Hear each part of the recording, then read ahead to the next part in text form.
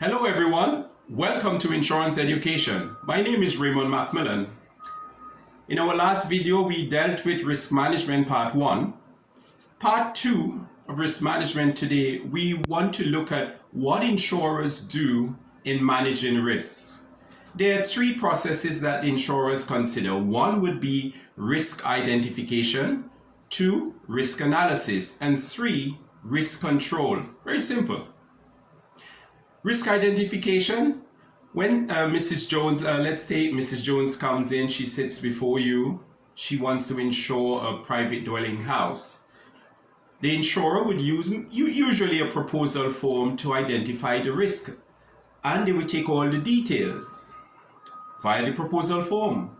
But let's say Mrs. Jones has a very expensive house where she lives.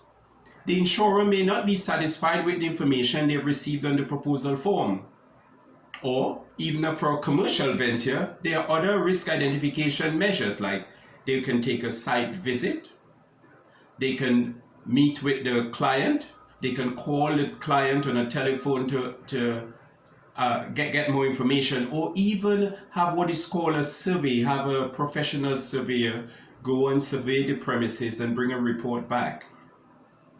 The information which is contained in that report, the insurers would now analyze that information. They would consider the risks, the severity as against the frequency.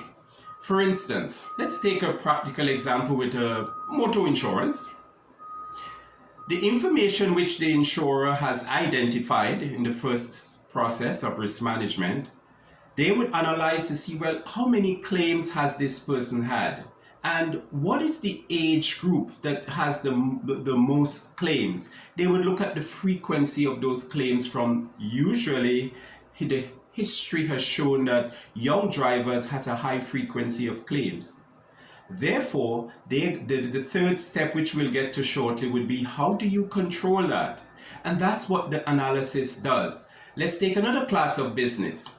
What about if when you're analyzing, let's say for employer's liability insurance, you would look at the accident report book and you would see how many accidents they've had and what area are the accidents most frequently from.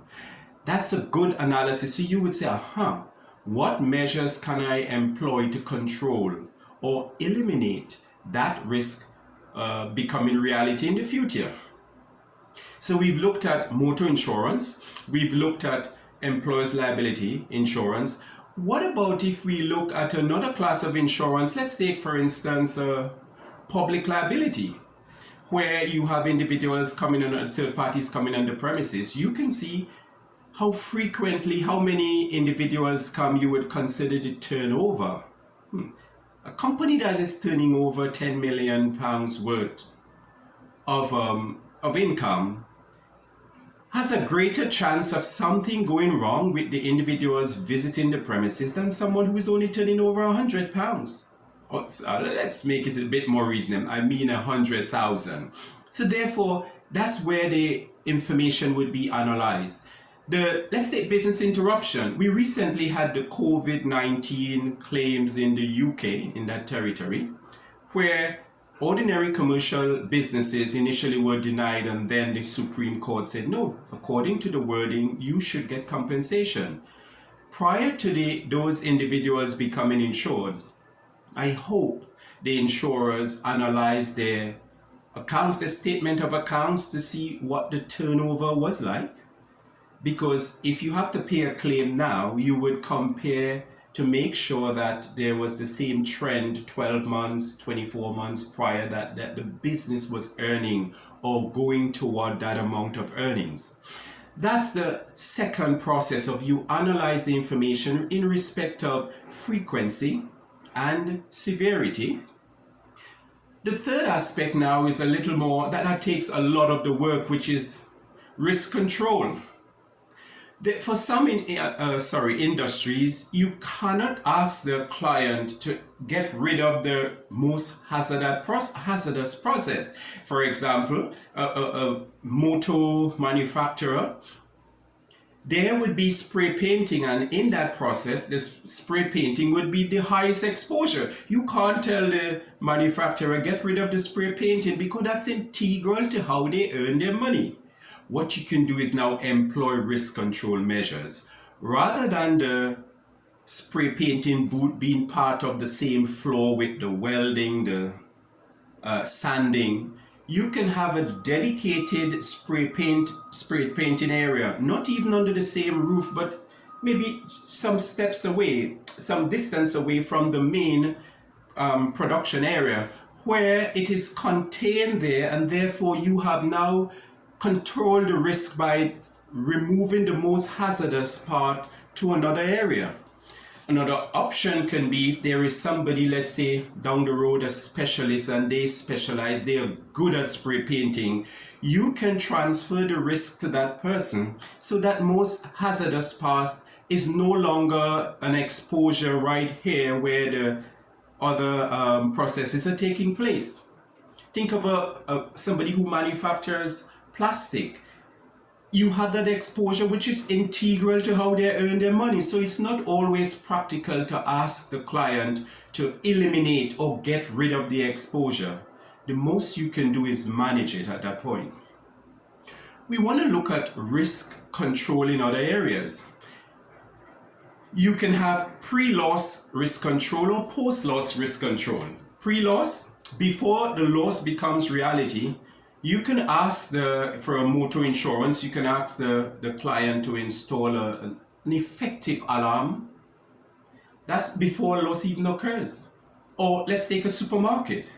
If they have a lot of flour and sugar in bags and tins and other items, you can, before even the loss occurs, you can ask them, it is a condition of this policy that you would have all these items on 12-inch pallets.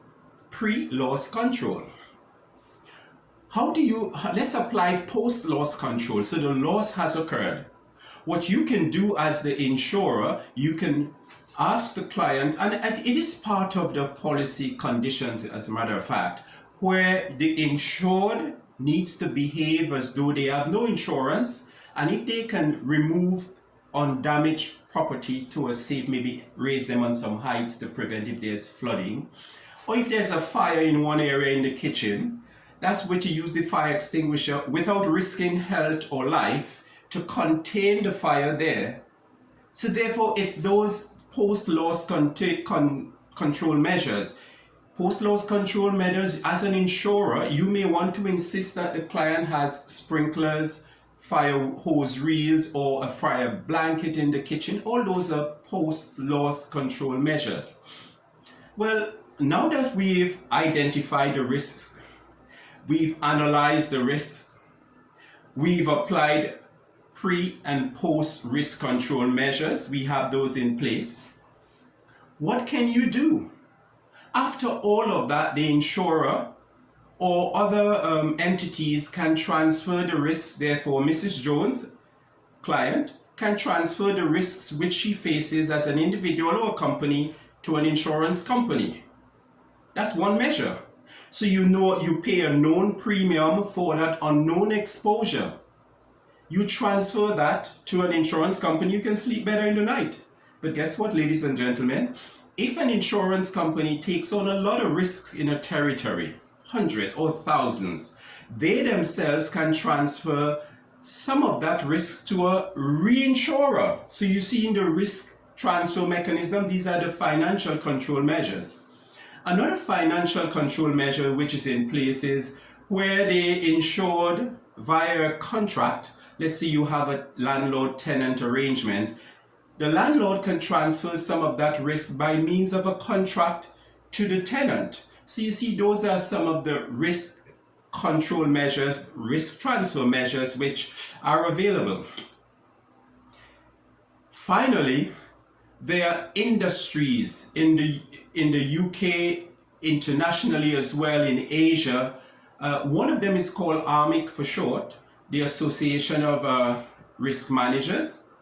And what they do, and this is so helpful, they would test certain areas. For instance, in a hotel, all those doors, as you go through those fire doors, they are built to with fire resistant material, and they can contain a fire usually up to an hour. Even when they are in industry and commerce, when they're building, even the ceiling for some buildings are built with materials which can retain a fire for a certain amount of time, possibly until the fire authorities can arrive.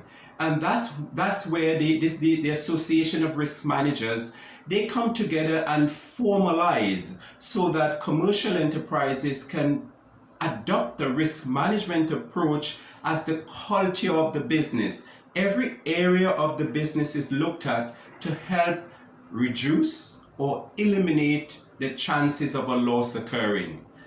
And that's risk management part 2. I hope that is helpful to at least one person. If so, would you just click the like button if you like it? And also, if you would like to be the first to receive my next video, why not click the notification bell above? Thank you, ladies and gentlemen.